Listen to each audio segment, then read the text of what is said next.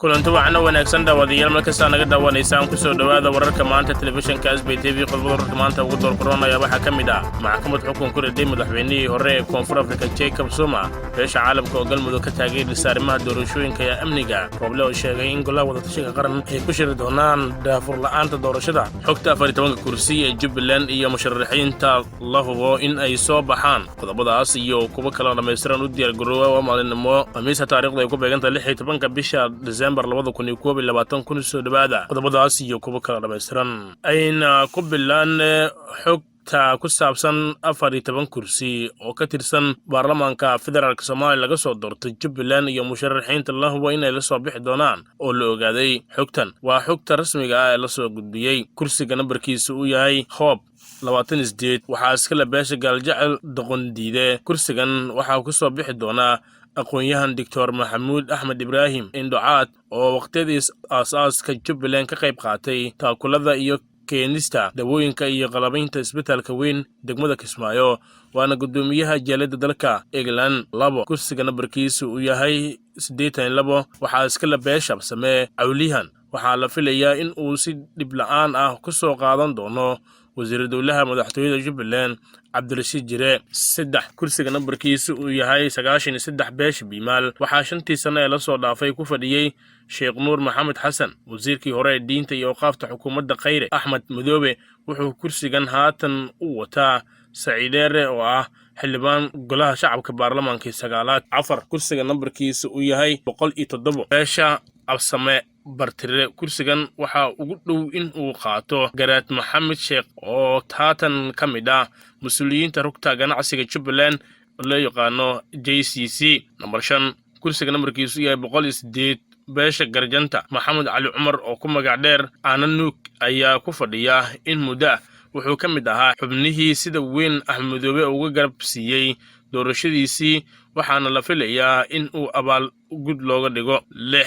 kursiga nambarkiisu yahay 111 beesh Jareerweyne Maxamed Nuur Iftiin Shambara ayaa kursigan haatan ku fadhiya waxaa la saadaalinayaa in Axmed Madoobe uu shakhsi kale soo xulin doono balse weli go'aan kama uusan gaarin shakhsigaas kursiga nambarkiisu yahay 113 beesh Jareerweyne wasiirada dekedaha iyo gaadiidka Maryan Awees Jaamac ayaa kursigan ku fadhiday 5 sano ee la soo dhaafay Maryan waxay ka mid tahay garabka madaxweyne Farmaajo oo siyaasad ahaan ay mucaarad isku yihiin madaxweynaha Jubbaland hase ahaatee Madoobe ayaa doonaya in sida maamulada Koonfur Galbeed iyo Galmudug xubno ka fikir duwan oo aan badnayn inuu soo saaro si doorashada aysan ugu akaan mid booba waxaa la saadaalinayaa in Maryan dib loo dooran doono wasiirka qorsheynta xukuumadda federaalka Soomaaliya Jamaal Maxamed Xasan oo ka qayb galay madasha aragti wadaaga Heritage ee ka furan Djibouti ayaa sheegay in ay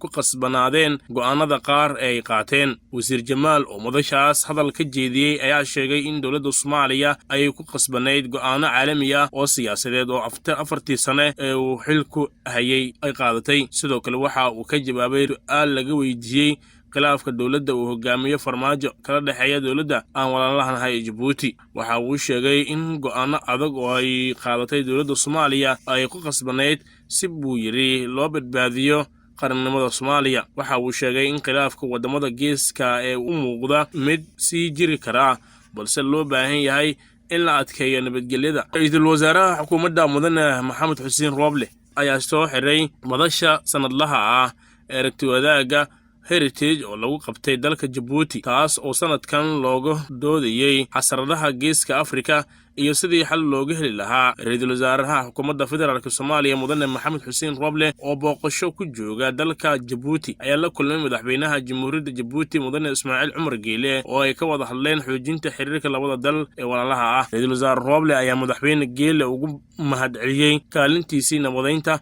iyo dawladda Soomaaliya dhanka kale ra'iisul wasaaraha Soomaaliya Maxamed Xuseen Roble ayaa sheegay in xukuumaddiisa ay la socoto daafur la'aanta doorashada isla markaana dhawaan ay qaban doonaan shirweyne looga hadlayo boobka doorashada waxa uu sheegay in xukuumaddiisa ay qorshaysay maalimaha soo socda shir looga hadlayo muranka doorashada isla markaana ay yeelan doonaan golaha wadatashiga qaran waxa uu sheegay in uu cadaadis badan xafiiska ka haysto maamul goboleed xafiiska Farmaajo iyo mudooga musharaxiinta waxa uu tilmaamay Roble in xukuumaddiisa ay ka go'an tahay in la xalliyo cabashada ka timid doorashada xildhibaanada golaha shacabka oo oo kuraas badan oo ka mid ah la boobay. Madaxweynaha dowlad goboleedka Soomaaliyeed ee Galmudug Axmed Cabdi Kaariye Qoorqoor ayaa xalay aaladda fogaan aragga kula kulmay danjirayaasha Soomaaliya oo fadhiya qaramada midoobay Mareykanka iyo Ingiriiska. Kulanka u dhaxeeyay madaxweyne Axmed Cabdi Kaariye Qoorqoor iyo danjirayaasha ayaa diiradda lagu saaray arrimo ku aadan siyaasadda iyo xaaladaha doorashooyinka, waxaana si gaar ah ay mas'uuliyiinta kaga wada hadleen arrimaha amniga Galmudug iyo doorashada, iyadoo magaalada Dhuusamareeb ee xarunta gobolka Mudug maamulkaas weli ay ku socoto doorashada golaha shacabka. Ugu dambeyntii, madaxweynaha ayaa ka mahadceliyay taageerada beesha caalamka